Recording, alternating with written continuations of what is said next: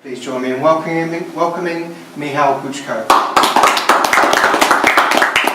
Hello, can you hear me on the whole room without the microphone? Yes. Yeah. Good, so I can skip that. So, before I begin, I want to just know how many of you are actually testers? Good. And the rest of you are programmers, project managers? Programmers. Do you do like automated testing? The testers, do you do the automated testing? Do you use Selenium or WebDriver for it? Good. So basically the topic that I want to talk about with you is the WebDriver and the OWASP Zap. So there's like an easy and not hard way to combine the security testing with the automation that you already got.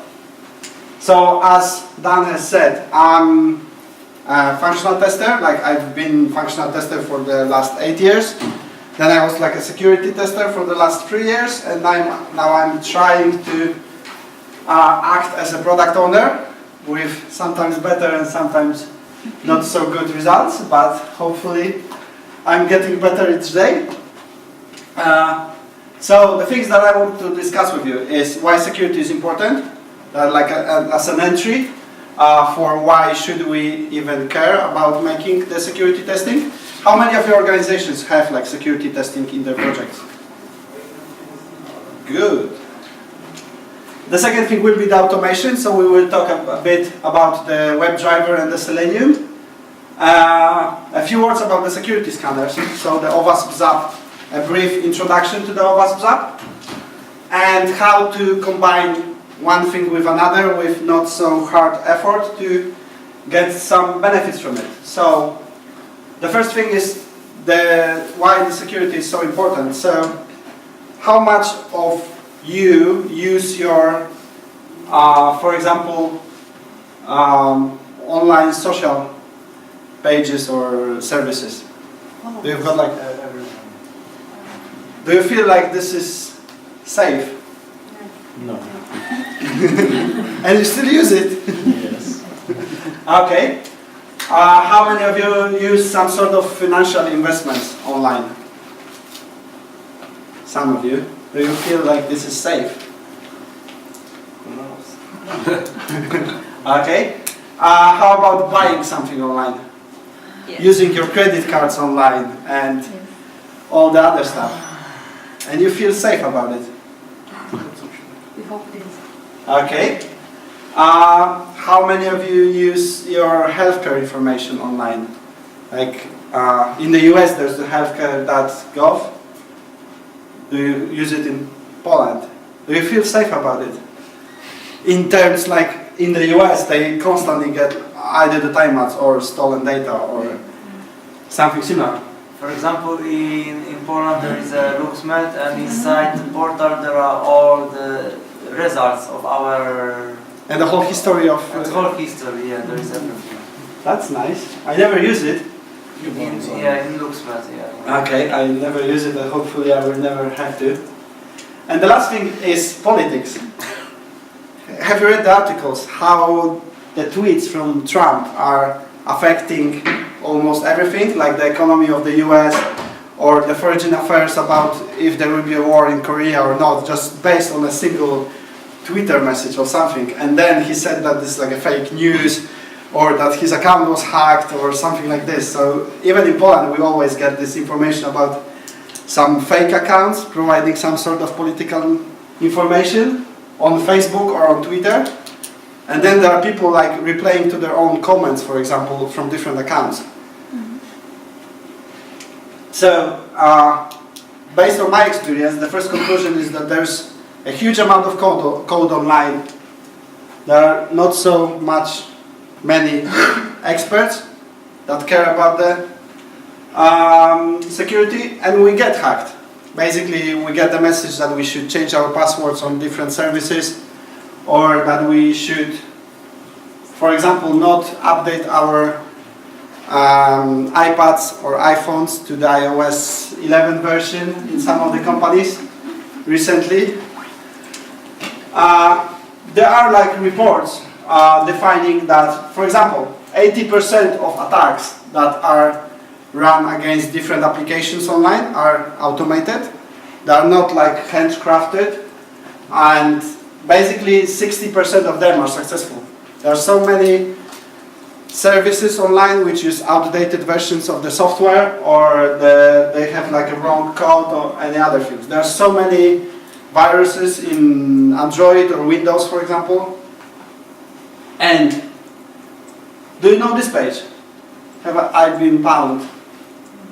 So basically there's a blogger whose name is Troy Hunt, and he's like a security expert, and he's collecting all the databases of accounts that were broken and that get stolen, the logins and password. So basically he's got like data from 228 websites, and this is the number of accounts that exist in his database. The logins and passwords. Gmail is like in the top 10 currently. If you use Gmail, you might want to check if your account is there. The funny thing is that most of the sites and the accounts are either the social network services or porn web pages or things like online dating. So this is like 80% of accounts. I don't know why it's the most popular type of website that gets attacked and gets stolen data, but probably most of them have like online payment services similar to like e-commerce, and you have your card details there and any other related stuff. But the number is huge. The number of logins and passwords. And then below, I had to cut it off, but below you've got like a list of top 20 web pages with the most number of hacked accounts, and there's like a number of accounts next to it. Adobe with the creative issue, the magazine, that's the name, is like also on the top 10 from those popular ones, and Yahoo is in the top 3 regarding the emails. If you've got like an email on yahoo.com, then just change not the password, but change the whole mailbox to something better. So just a brief introduction to the WebDriver. Most of you are familiar with it. So basically WebDriver is something that is, I would call it like a Selenium 2.0. So basically you've got like drivers for each of the popular browsers, and you can run your tests automation against the desired browser on the selected operating system. So you can use it on Windows or in Linux. It's portable, so you can have also the Selenium, which is the IDE inside the web browser, to record your test and then to run them. So basically from the perspective of connection, the automation with the security scanners, there is no difference if you use this Selenium solution or if you use the IDE. It provides you with the record and playback solution on a browser, like as a widget in Firefox to record your test. It gives you the Selenium, so it gives you like the framework to write your test in a simple code of most of the popular languages. I was writing my tests usually with Java or Python, but you've got like PHP, Groovy, .NET, Perl, anything you want to. And you can use it against each modern browser, but the tricky point is that usually the web drivers for the browsers are a bit not up to date with the latest releases of the browsers. So you still sometimes need to do manual testing on the latest release or unstable releases of the browsers. Or you can use it on a bit late versions of the WebDriver. And it's cross-platform. You can use on any operating system as you want. And it's open source, it's free. So there is no problems like with, I don't remember, currently it's called ELALM, the Quality Center solution, which also provides you with the automation engine, but costs like zillion thousands of dollars for the 10 licenses. This is an example of the code. So basically you've got like a driver initiating a browser, like before the test, then you've got like inside the test, you've got some send keys, clearing a box, text box, and then clicking on a button. And you can validate the output and quit from the driver. This is like the simplest test that you can write in a WebDriver using like a unit test, how to name it, like unit test notation. Do you do it this way when you automate? Do you do it with the WebDriver in your project? Or with this IDE information? How many of you are using the WebDriver solution? Not many. Okay.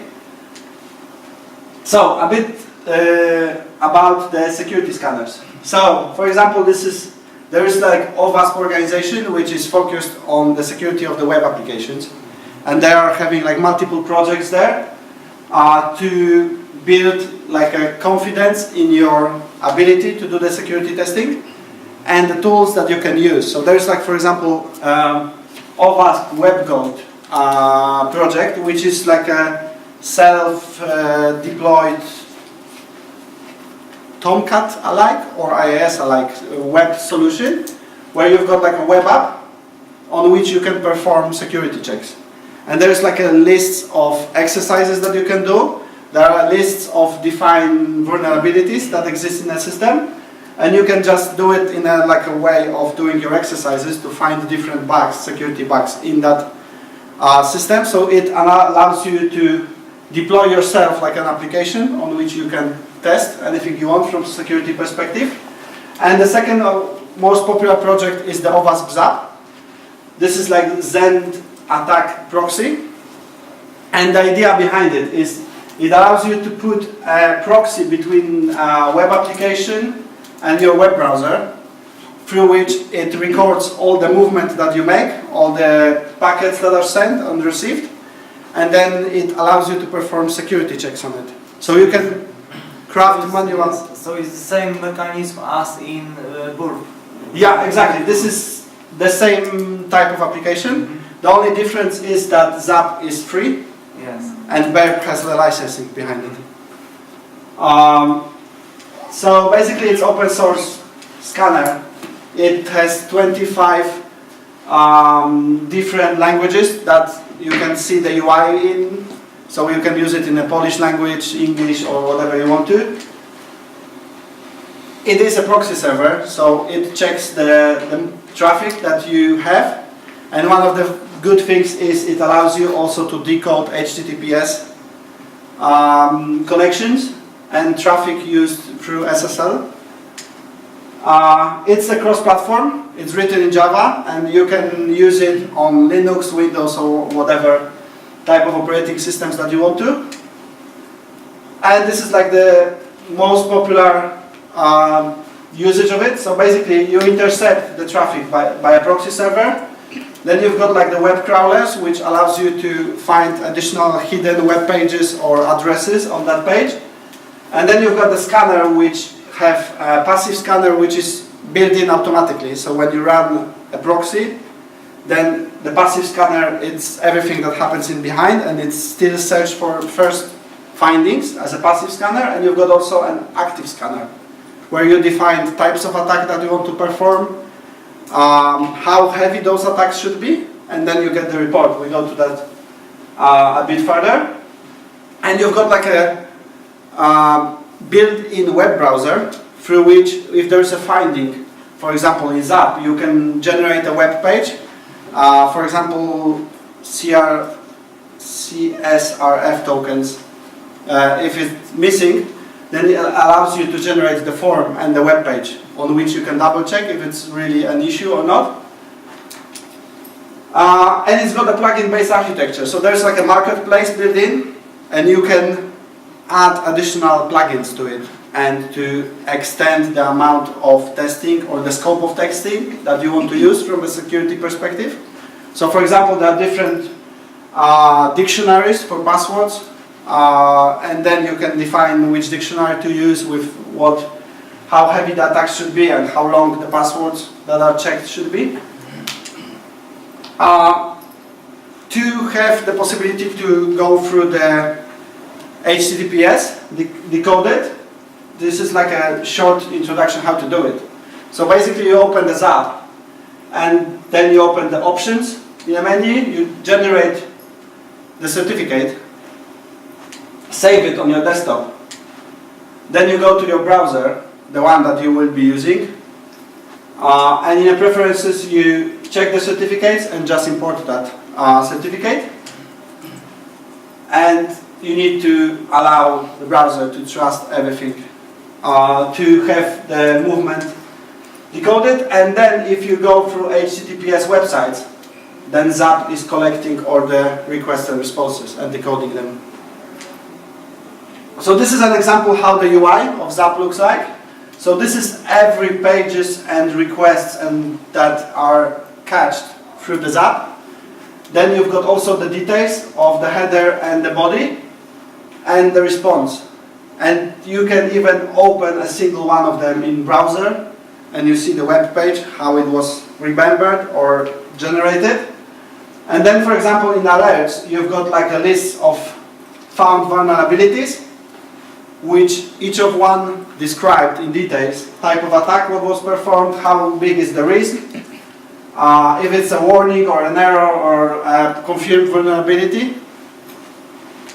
And for example, you can also run an HTML report from it. So this is an example of application error disclosure. So there's a URL, and then there are some details of how the attack can be used, what's the description, and how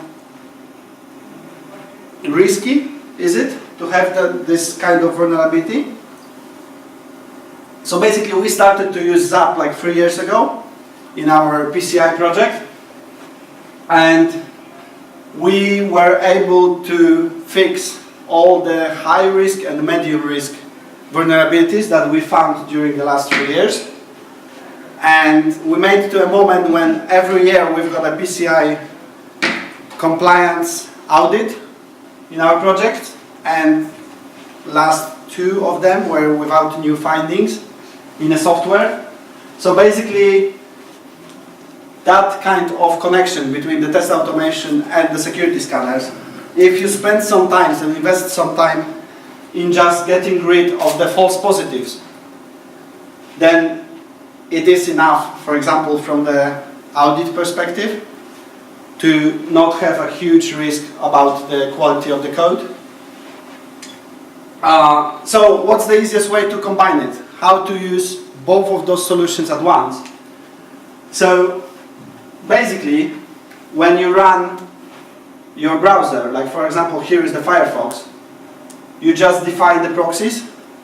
So when you do the manual testing, you have like a plugins that, for example, is called proxy, where you can define those proxies similar way. But the problem is that if your web app is having like a pop-up windows or opening some links in a separate windows, the proxy is having only the proxy set in the source window, not like the new one. And if you open the driver with all those solutions attached, then basically every pop-up window will also go through ZAP. And here you set up the proxy for HTTP with a port and the proxy for HTTPS with a port. And that's it. Basically, when you've got like a ZAP opening behind as a proxy and you extend your driver with this profile settings, it works together. It's just 5 lines of code. And then it gives you like a free way to have the passive scanning. So have like a first group of examples if there's anything wrong with the security. So you set the manual proxy, you accept the SSL certificates when you added the certificate from ZAP, and then you run the proxy and run the code, and everything works together. So recently there was also Selenium 3.0. Anybody uses that already? So basically we've got a problem like the last 2 or 3 weeks that we updated the Firefox to the latest version on one of the Linux nodes, And the Firefox, the newest release of the Firefox for Linux, is only working with the Selenium 3.0 WebDriver, not the Selenium 2.0. So this is something a bit different, because this is there is no, like Firefox usually was a part of the Selenium 2.0, so you just only run like install the Firefox on your machine and then run Firefox driver and everything goes smoothly. In the Selenium 3.0 you've got like a Gecko driver that has to be downloaded and separately configured. So instead of having just those 4 lines, you still have to have this accept SSL certificates and accept insecure certificates here, because the marionette is the kind of a way how you run your Firefox, and it doesn't collect those settings from importing the certificate that you do in the Firefox browser preferences. For the marionette you need to set it separately, but basically, again, it's like a 5 or 10, it took me like 3 days to find it online and combine the responses from different browser stacks and all the stuff together. But basically when you build those 8 lines, you've got the Selenium 3.0 with the proxy attached to it, and then if you change the Gecko driver to like a Chrome driver or IE driver, it's a lot easier in the Selenium 3.0 because the settings look exactly the same. And then you got the proxy in Internet Explorer, Chrome, Safari. When you do it in the Selenium 2.0, this is a profile settings that you set up for Firefox. But the code for Internet Explorer, Chrome is different. It's not using a profile, but it's using some sort of preferences or system preferences. System preferences are used in Internet Explorer. But basically you set the capabilities and the properties for the browser in the Selenium 3.0, and then you just change the exe file. The only tricky point is because it requires you to have the exe file. It has a separate releases of shell files for Linux, and then if you want to have your code to be possible to be run on any of the machines, then at the top level you have to have like a dividing between the Windows and Linux, and then the links to the exe file or the shell file. The path will be different, and the way how you will evoke that path will be different. But the settings of the proxy are exactly the same, and again, it's just a manual proxy. It's having the certificates and it roots with the browser. So basically, this is the whole framework that you got in the end. So you've got the tool that builds the software, or tool that has this software deployed, like IIS server or whatever that's hosting this. You've got the WebDriver. For example, if you are using Jenkins, you can have the WebDriver. You can have the WebDriver test start on a Jenkins machine. The Zap itself has their own command line. So basically, if those Jenkins slaves have Zap installed as a package, then you can, in the job, you can evoke to run the Zap on that slave before running the WebDriver tests. And then through the browser, using Zap, you've got the scanning of the applications. So you do, as a part of your build pipeline, for example, the whole compiling, deploying, and running of the web application, and then on a second Jenkins slave, you run your automated tests through a ZAProxy, and as a part of the HTML result, that you, from unit tests, you will get the HTML result in your Jenkins job. You can also have like a next step to generate in Zap the HTML result and store it inside that job. And then, for example, you can see both results in a single Jenkins job, like the results from the automated test and below the results of the security scans. Yes, and so it means that Jenkins of course, is running on a different machine, and WebDriver is installed on my computer, yes, on my laptop. Yeah, Yes, you can do it this way, but if you've got like a Jenkins slave machine, Jenkins slave machine, Jenkins on another machine, yeah, on a, let's say, release machine. yeah, but you can have, you can install the WebDriver and the Zap on that machine, and you can run the Jenkins machine. Yeah, it is possible to do it, and then you can run those tests not locally, but you can run those tests from that Jenkins machine, and Jenkins job can automatically, after deployment, can run those tests and run the security scan. It's not a problem to have it, it's just a matter of investing some time on the configuration.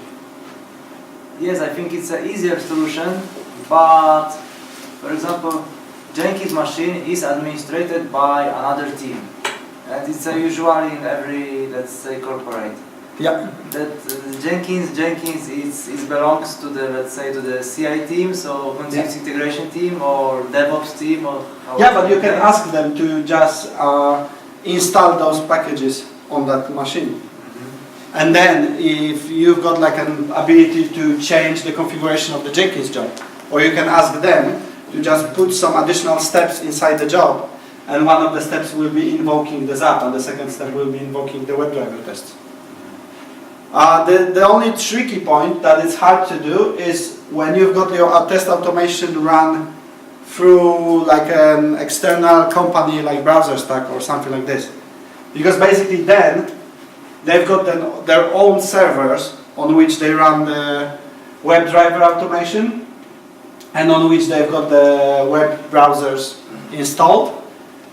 And they don't usually support like the possibility to have additional Zap there or to redirect their machines through your proxy. They usually do it on their own infrastructure. So, for example, in our PCI solution, we do it.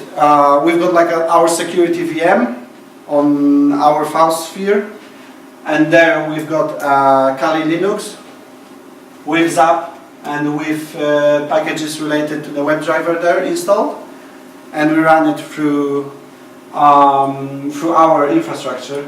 And those target servers on which we've got the web applications are in the same cluster as the whole WebDriver, Zap, and the web browser. So basically, it goes through a single cluster, not through the whole external world and public websites or traffic. Without Windows. Can you test? With iDriver without having Windows installed. I never try it, but I've seen that on GitHub they've got some packages, but I don't remember. They got the packages for a different operating system, but I don't know if it's like an IE browser. You can have virtual machine with some very lightweight Windows and Internet Explorer on it. I think that Microsoft supplies virtual machine images that you can use just for testing with Internet Explorer. Yes, so they've got ones. You can run Internet Explorer on Linux with VirtualBox. Yeah, but the funny thing is that the IE driver is on a GitHub deployed by an external third-party organization. And they've got some strange packages for different systems, but I don't know how they work, basically. I have no idea, but they shouldn't be like a browser itself because Microsoft doesn't support IE on any different operating system other than Windows 10 mobile and those desktop Windowses. Anyone got any other questions? What about Zap? It's only for Windows?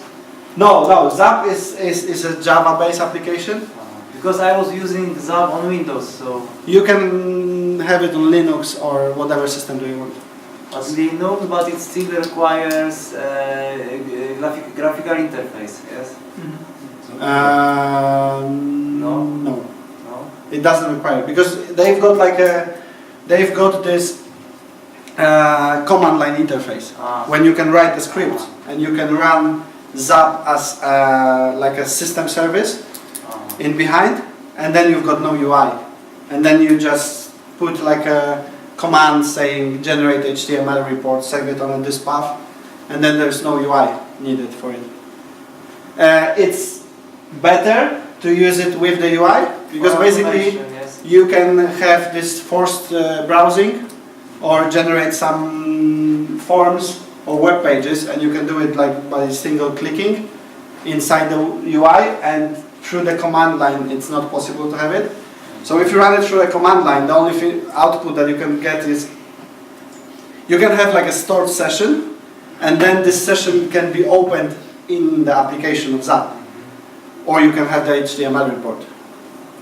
So you're only doing passive scanning in this configuration, yeah? Or You can do the active scanning too. So basically, because Zap itself has built in like an active scanning possibility, then it's just a matter if you use it through the UI, and you've got like all the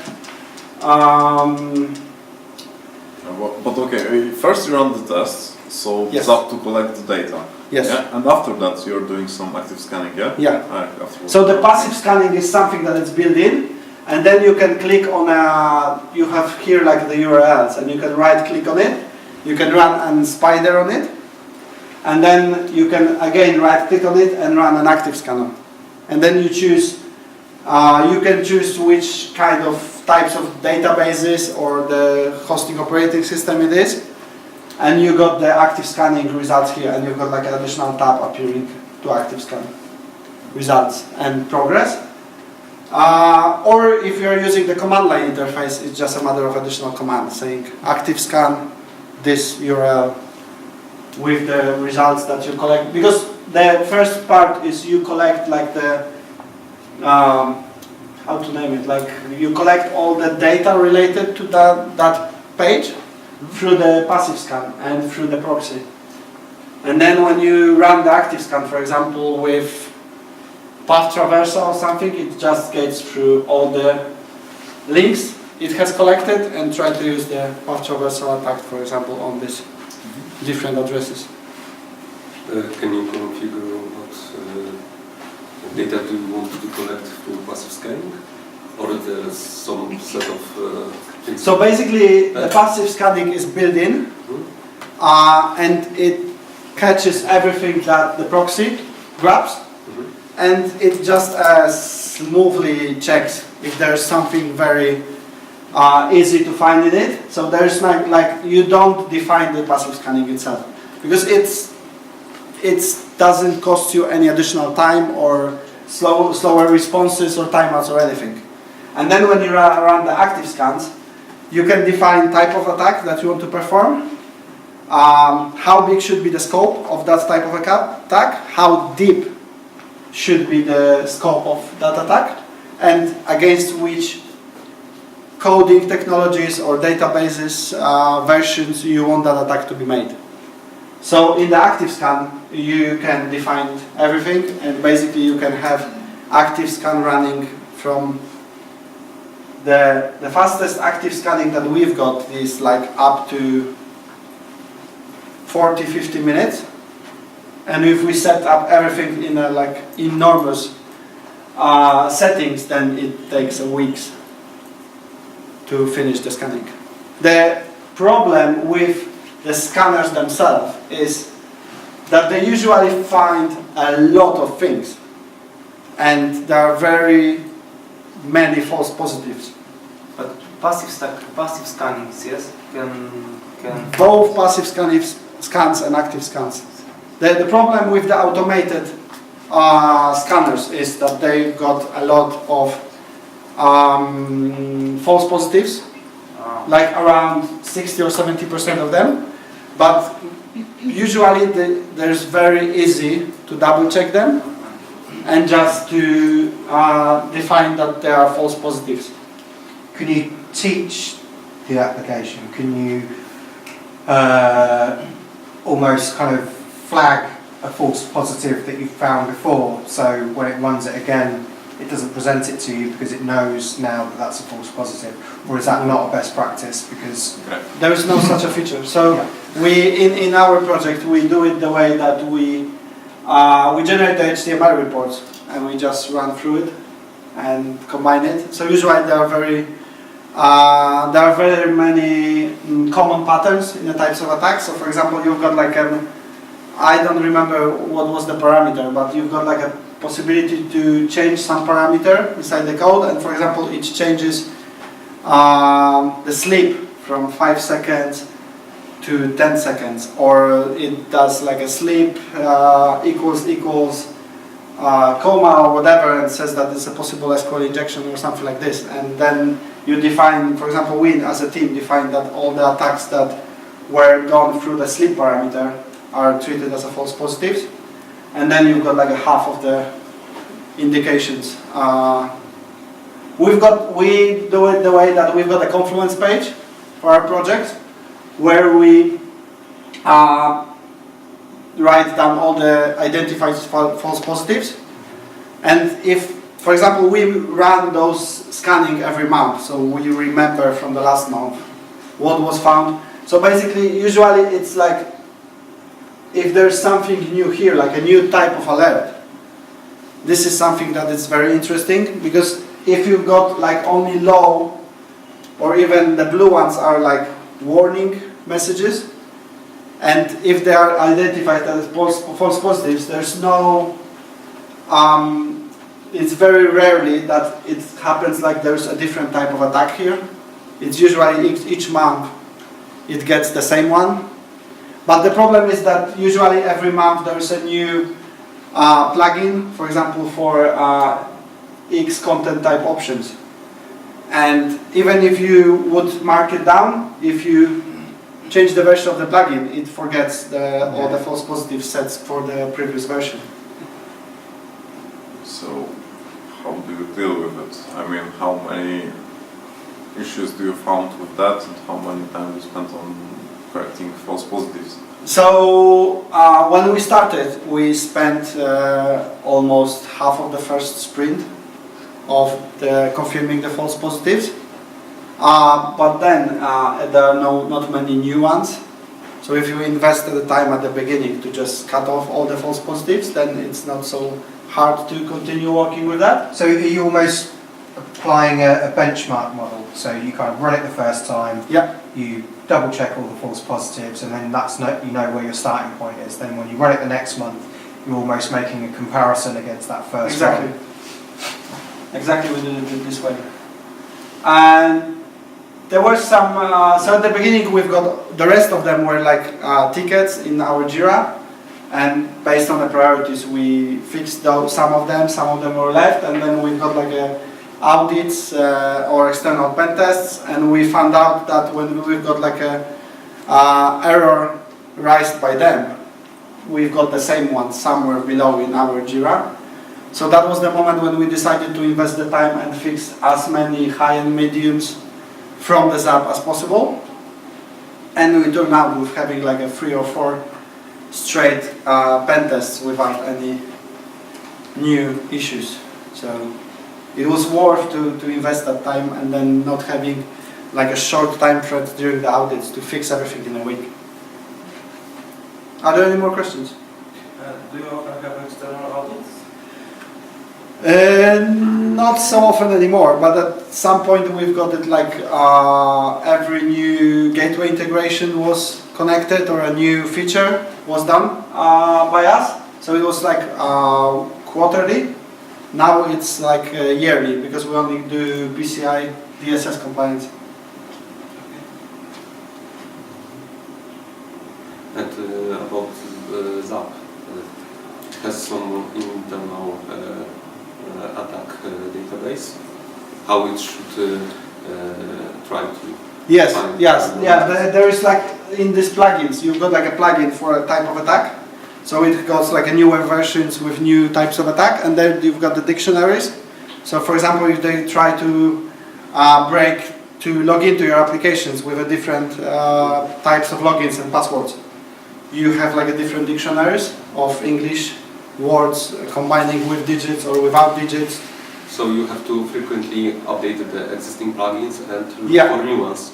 Yeah, it got like a built-in marketplace, so it shows you if there's an available update for any of the plugins, and then it also gives you like hints what new plugins you may want to use. And you somehow automate to have all the new all the plugins in all the new versions, or just So only select the thing ones? that we did is that inside the settings of the OWASP ZAP, we made a flag that it should, every time it updates the application, it updates also the plugins. And it works this way that when we've got it on Linux and we just did apt-get update, it updates not only the application but also the plugins. And it's somehow automated on your Jenkins in your CI? On the VM, yeah. On the VM, every time when we start the security tests, we first do the update or upgrade of the whole Linux distribution. So from, say, audit perspective, that proxy should be before any web application firewalls, or between to check just the barcode. So the proxy is on the server on which the browser exists. So yeah, Here, basically web applications, if they've got like a hardware or software firewalls, then it still exists there. So it might cut off, for example, ZAP. in our particular implementation, there is no web application firewall there, and that's kind of only in pre-production and kind of production. So if your web application firewall is almost doing, as some of them do, is kind of doing IDS on it as well, that is something that you should do, because that's security in depth. Yeah. But this is kind of particularly specifically looking at the web application, making sure that that can handle it, not trying to rely on that. So do you Firewall. switching that firewall off? So But they get They're just the firewall isn't part of the infrastructure. It doesn't exist. But sometimes we got asked by the ops to run the security scans against an IVR which has software firewall. And then there's a lot of less findings because of the firewall, fixing many types of attacks or preventing many of them. Anybody else? No? So thank you very much and enjoy your lunch.